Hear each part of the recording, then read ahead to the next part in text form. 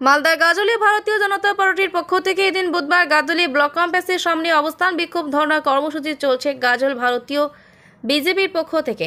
তাদের সর্বপ্রথমে গাজলের বাবনগোলা মোড় 512 নং জাতীয় সড়কের থেকে একটি ধিক্কার মিছিল বের করে এই ধিক্কার মিছিল গোটা এলাকা পরিক্রমা করে। অবশেষে শতাধিক ভারতীয় জনতা পার্টির কর্মীদের নিয়ে গাজল ব্লক ক্যাম্পাসের সামনে এসে ধর্ণা মঞ্চ বিক্ষোভ কর্মসূচি করেন। গাজল বিধানসভার বিধায়ক চিন্ময় দেব বর্মন বলেন, আরজি করে যে ঘটনা ঘটেছে তার পরিপ্রেক্ষিতে জড়িত যে সকল দোষীদের সামনে নিয়ে আসতে হবে, উপযুক্ত দৃষ্টান্তমূলক সাজা দিতে হবে।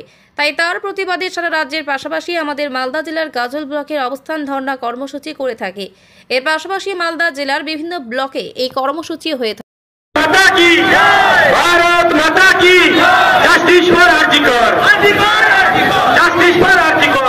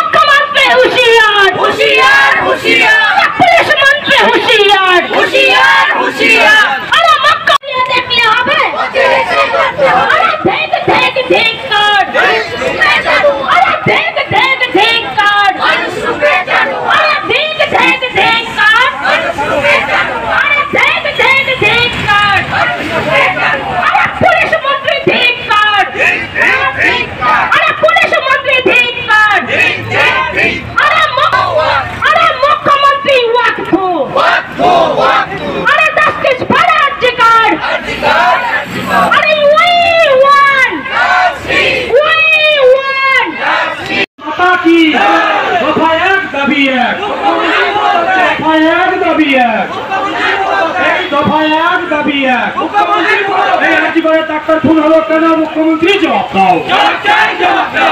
মহিলা ডাক্তার খুন হলো কেন? মুখ্যমন্ত্রী জবাব দাও।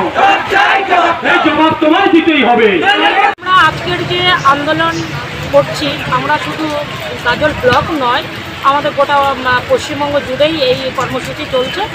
এই কর্মসূচি কিসের জন্য এটা আপনারাও জানেন, মিডিয়া আপনারাও জানেন যে আমাদের আরজি করে যে ডক্টরি করছিলেন বোন, তাকে যেভাবে নির্মমভাবে ধর্ষণ করে খুন করে তাকে প্রমাণ লোপাট করে যেইভাবে তারা দিদির যে পোষা যারা আধিকারিক রয়েছে তাদের কর্মকাণ্ড, আমরা এখন অবধি সেই কর্মকাণ্ডের বিচার পাইনি।